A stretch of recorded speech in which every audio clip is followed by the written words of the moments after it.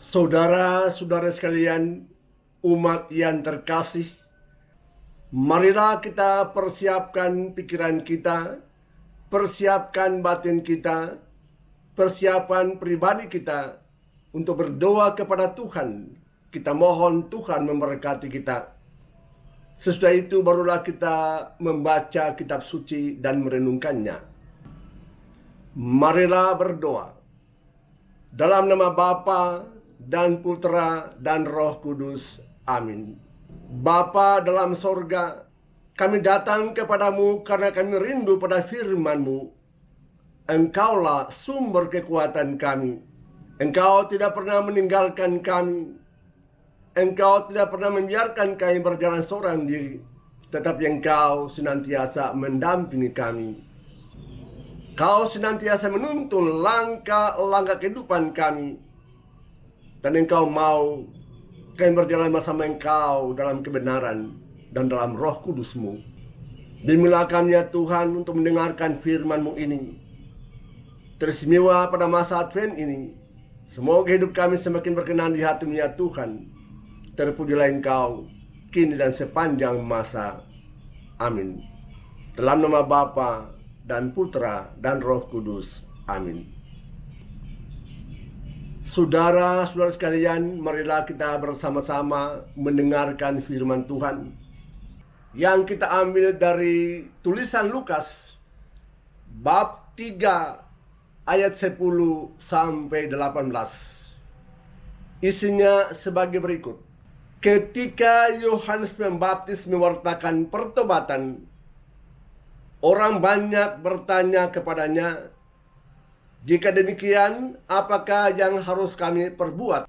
Jawab Yohanes, "Barang siapa mempunyai 2 helai baju, hendaklah ia membaginya dengan yang tidak punya.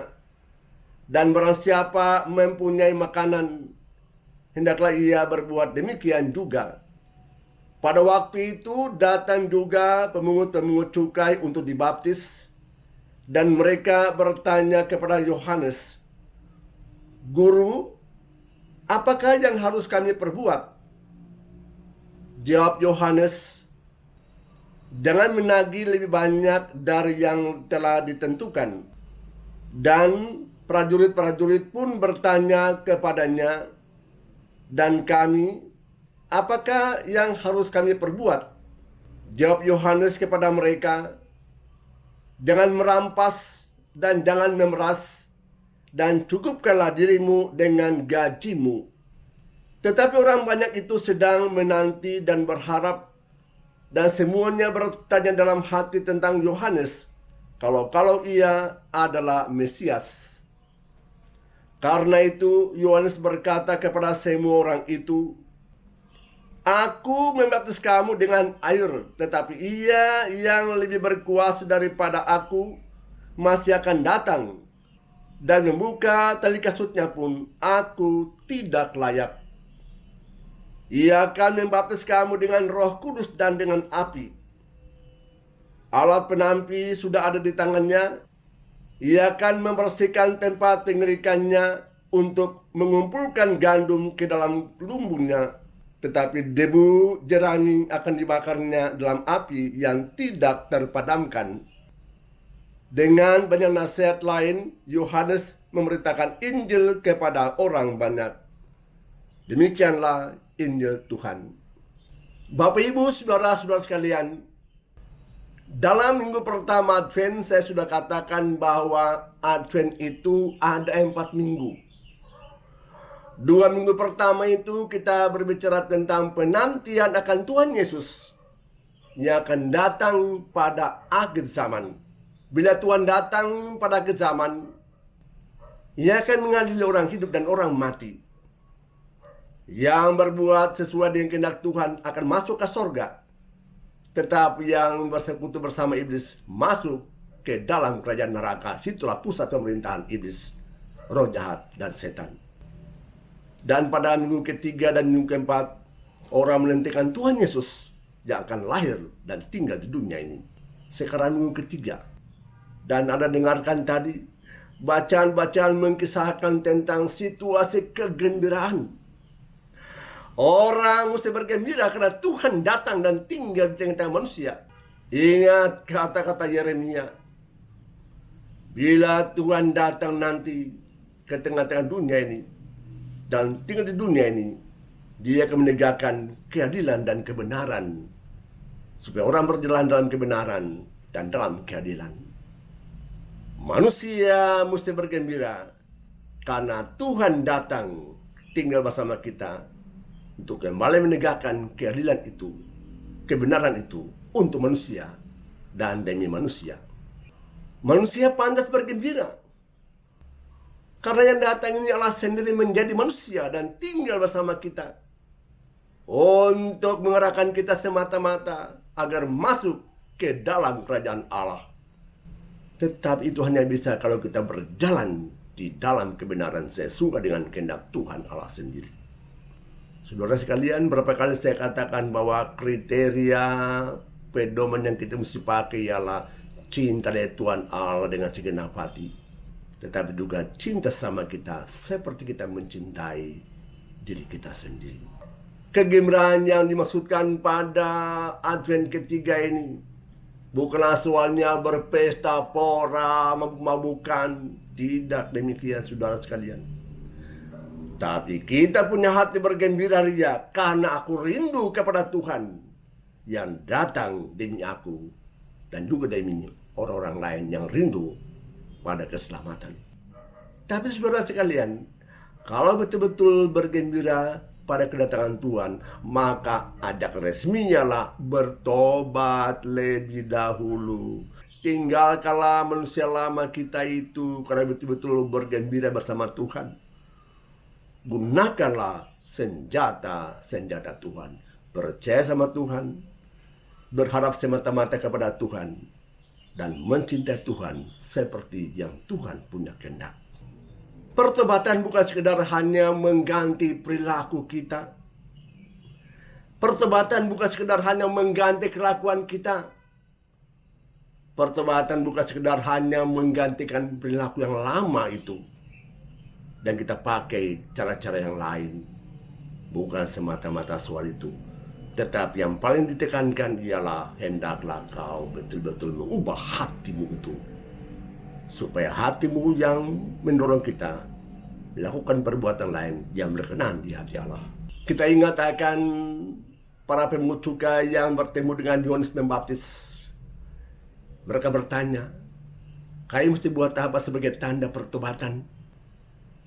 Yohanes katakan, menagih jangan lebih dari yang sudah ditentukan. Jangan buat orang lain susah. Jangan buat orang lain tambah terluka batin. Jangan buat orang lain sengsara. Menagih sesuai dengan ketentuan yang telah diberikan. Jangan lebih-lebih dari itu. Itu namanya korupsi. Pada waktu para prajurit bertanya kepada Yohanes, "Kau mesti buat apa sebagai tanda pertobatan?" Yohanes katakan, "Jangan merampas, jangan memeras, tapi cukupkanlah dirimu dengan gajimu itu." Gajimu sudah ada. Pakailah gajimu untuk dirimu, tetapi juga untuk keluargamu.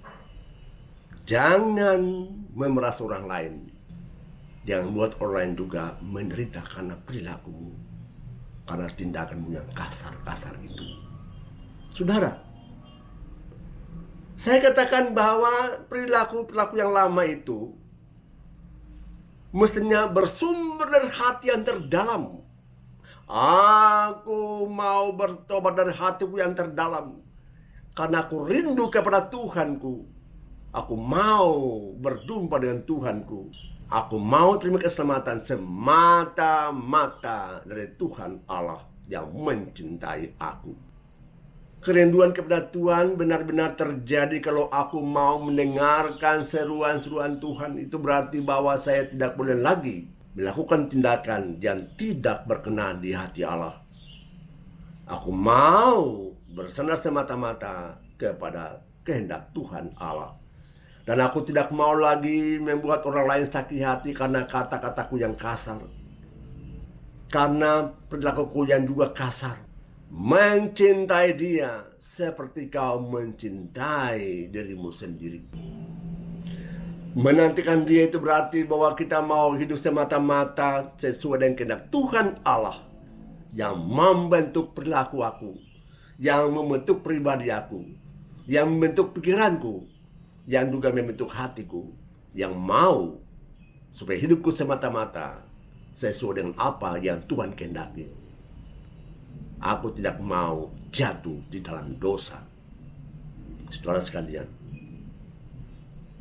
ada banyak kesempatan kita bertumbuh dalam kebenaran. Keluarga di mana kita hidup, ada istriku, ada suamiku, ada anak-anakku. Berlakulah sopan kepada mereka.